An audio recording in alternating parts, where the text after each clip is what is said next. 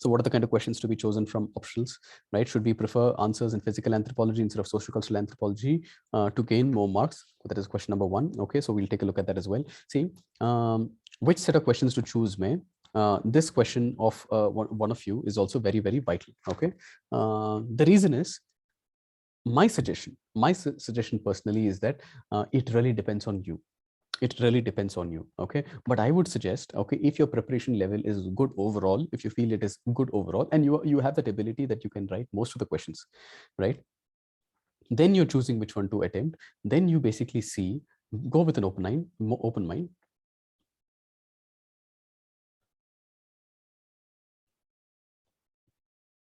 Better not to go with any preconceived notions, my opinion. Okay, better not to go with any preconceived notions. So the question that you asked was biological anthro versus what is the other one? Social cultural anthro.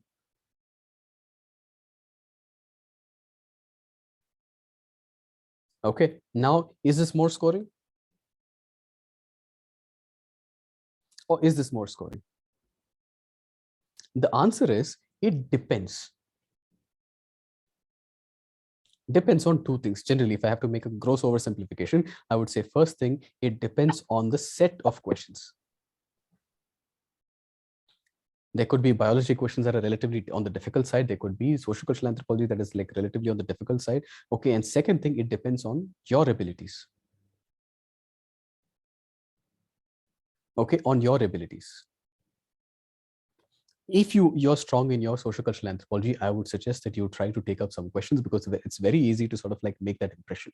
In my opinion, if you're able to take the ideas of the scholars, okay, the prime of the scholars, right, and you're able to sort of like connect ideas to it, and even if it is like relatively difficult, decent, and moderate to difficult kind of questions, and if you feel like you have some ideas, I would suggest that you take it up.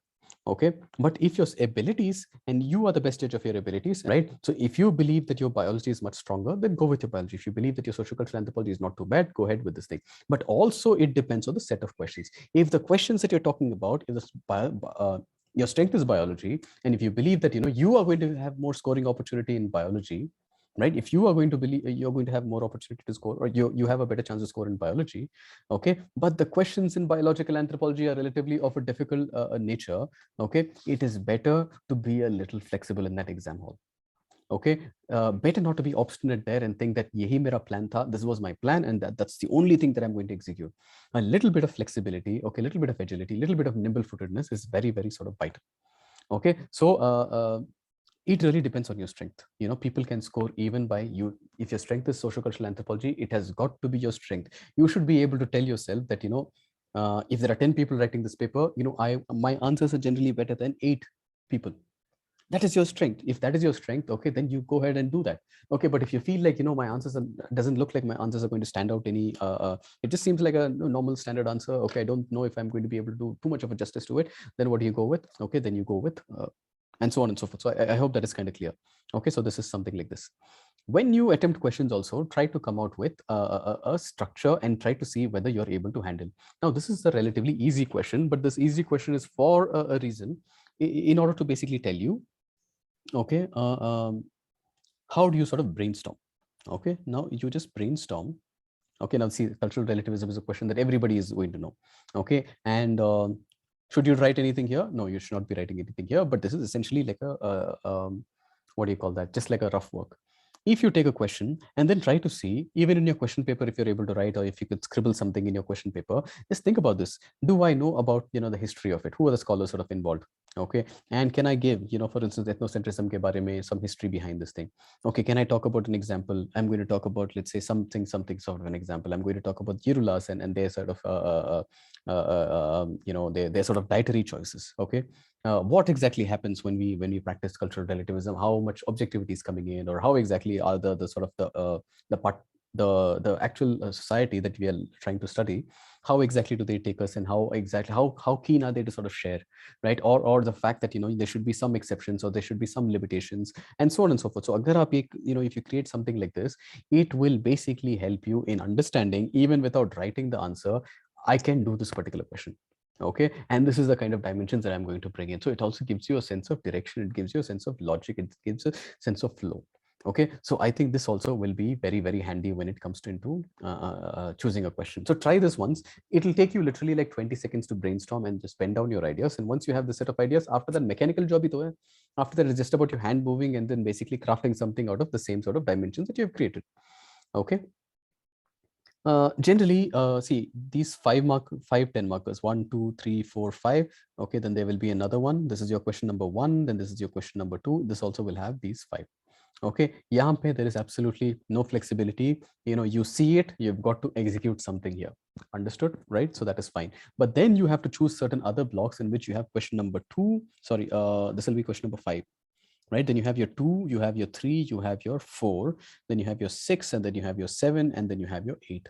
Yahan se you have to choose one at least, and then yahan pe you have to choose one at least. Now the thing is, in these you will generally see combinations like this, right? Now what if this question is easiest for you? Easiest question. Okay, difficult. When I say difficult, all of these things are for you, in your thing.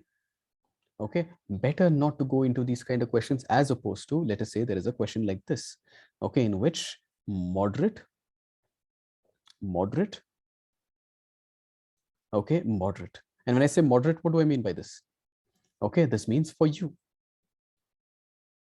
It depends on you, right? It depends on you where you feel there is a question, and for you, if it is difficult and you do not believe that you're going to be able to like put down some sort of quality in this, and the first wala question is going to be 4 pages. Okay, I don't think I'm going to be able to do justice to 4 pages here, or it is going to take me a lot more than the 14 minutes that I can allot here. So it is better to go with like, the blocks that are like moderate. Okay, because all of these things, trust me, you can do. What is moderate? Basically, you know the concept, but you still have to start tweaking them in order to fit the specific demand of the specific question that you see in front of you. 6A, 6B, 6C. Okay, so there you don't have a preset sort of a structure. You have to create that structure there using the concepts that you already know. And even in that particular question, when you're reading it, you will know what to prioritize, what to deprioritize, what are the elements that you want to emphasize on, which one to bring on top, which are the ones that you have to sort of de-emphasize, right? कहाँ पे you have to reduce the space or basically avoid it altogether. ये सब think करके लिखना पड़ता है. But if you can do 3 of those questions, here returns will be more. And returns relatively less. But the thing is, we tend to be attached here. Please don't be attached.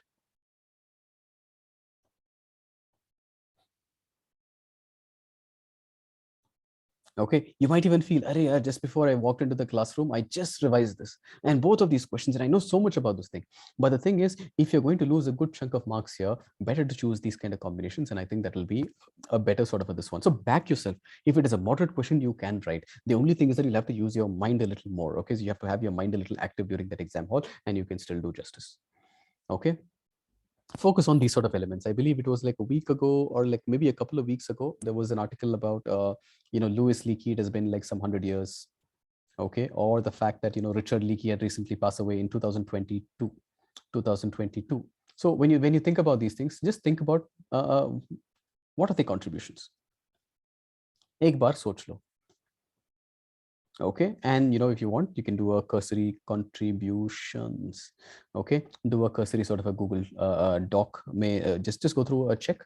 Okay, and sorry, not Google Doc. What is it? Googling it. Okay, on Google Chrome, just go to that and then just try to understand what they have done. So, for instance, Louis Leakey, like there are many different things, right? So, Louis Leakey was an important. The Leakey family is very, very important when it comes to archaeology. Okay, so they are very, very important. So, for instance, it was Leakey who showed the way. Homo habilis, the handyman, the first tool maker, right? The first tool maker. Not only that, he was the one who basically picked, the major sort of scholars. Who are they? Your Jane Goodall, right? The Jane Goodall, who was the first person who was sent to, Gombe National Stream National, the National Reserve, right, in order to study the chimpanzee. Then he basically sent your Diane Fossey, in Keresoke National Park, in your to study the gorillas. And then you have finally your Birute Galdicus, Dr. Birute Galdicus. All of them are doctorates.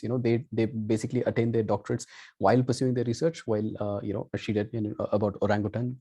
So all of these things basically help you, right? Ye kahan in our syllabus they have given us some sort of a perspective, some sort of a contribution. Okay, you can just talk about those things, highlight those more than enough, right?